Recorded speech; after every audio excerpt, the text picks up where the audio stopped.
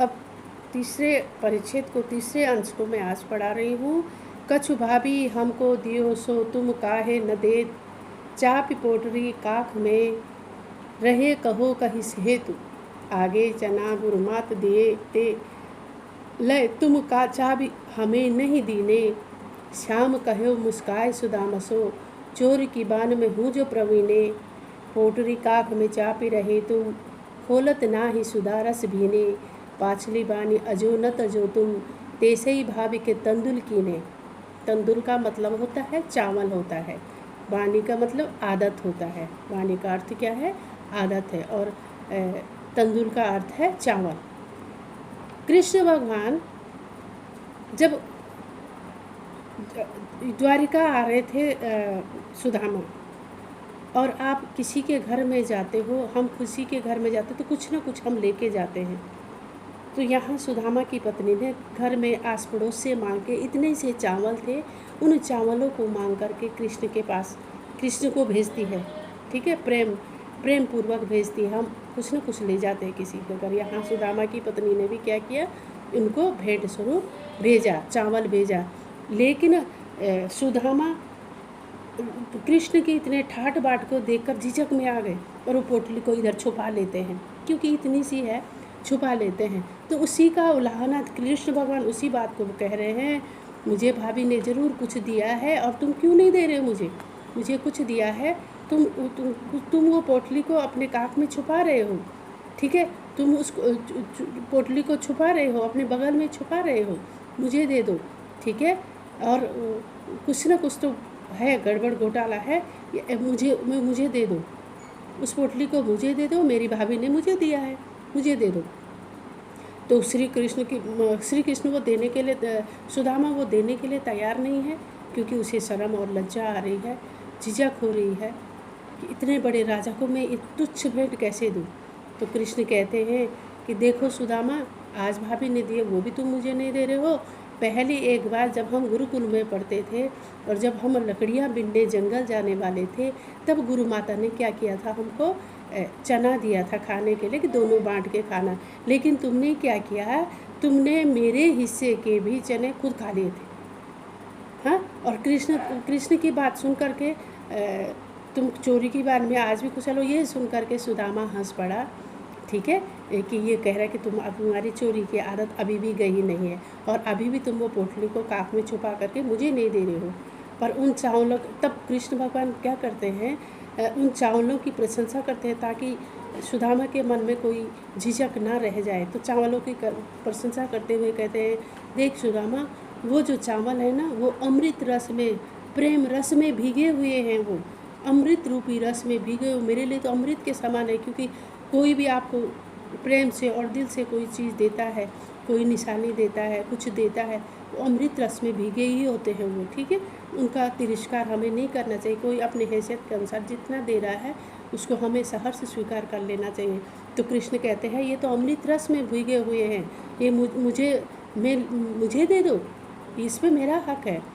ठीक है, तो पिछली बार की तरह आज भी तुम शायद मुझे भाभी की भेंट नहीं दे रहे हो, पर सुदामा क्यों नहीं दे रहा है, उसका तो कारण था।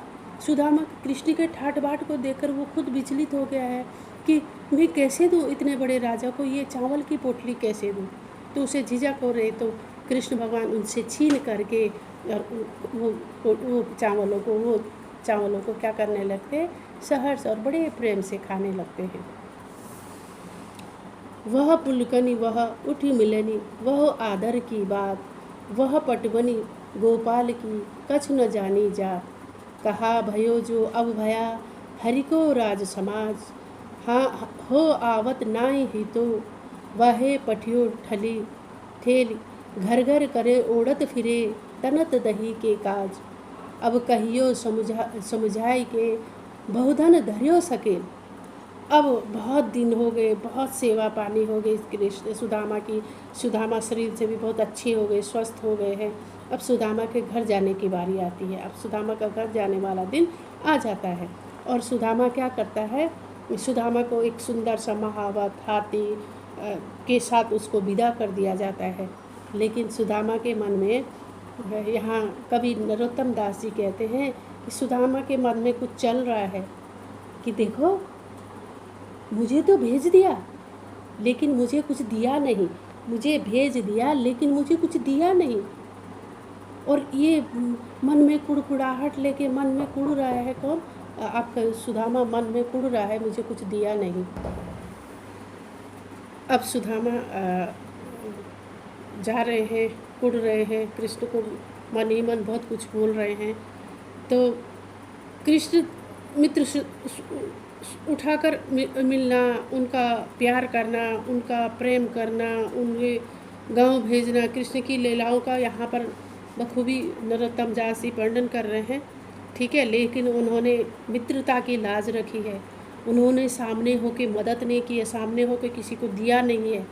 यहाँ उन्होंने मित्रता की लाज रखी है और घर जाते समय कुछ भी नहीं दिया। और सुदामा बहुत कुछ बोल रहे हैं कि वे राजा, अब तो वो राजा बन गया ना, अब तो वो राजा बन गया, तो क्या हुआ? राजा बन गया तो क्या हुआ? मैं नहीं आया तो ठीक था, अच्छा होता मैं नहीं आया हुआ होता, क्यों मुझे कुछ दिया नहीं अभी आते समय, और मैं गया भी तो इसीलिए था कि मुझे कुछ दे, तो मुझे तो उसने खाली हाथ लौटा दिया है। फिर सोचता है कि कृष्ण तो बचपन में भी ऐसा ही था, वो एक दही और मक्खन के लिए चोरी करके फिरता था, घर घर चोरी करता था। तो क्या हुआ? इतनी विपुल धन संपत्ति का स्वामी हुआ तो क्या हुआ है? क्या हुआ? इतनी विपुल धन संपत्ति का मालिक हुआ तो क्या हुआ? उसने तो मुझे कुछ दिया नहीं है, मुझे समझ में नहीं आ रही ये सब क्या है। उसने मुझे ऐसे ही हाथ लौटा दिया है बिना कुछ दिए हुए। लेकिन यहाँ पर भगवान जो है, भगवान ने मित्रता की लाज रखी है कि ये मित्र न सोचे कि मैं दूसरे मित्र से मदद ले रहा हूँ या भीख मांग रहा हूँ या कुछ कर रहा हूँ। उन्होंने अपनी मित्रता की लाज रखी है, इसलिए इन्होंने बिना कृष्ण को कुछ, बिना सुदामा को कुछ बताए हुए जो उन्होंने करना था वो उन्होंने किया। वो आगे भाग में बताऊँगी।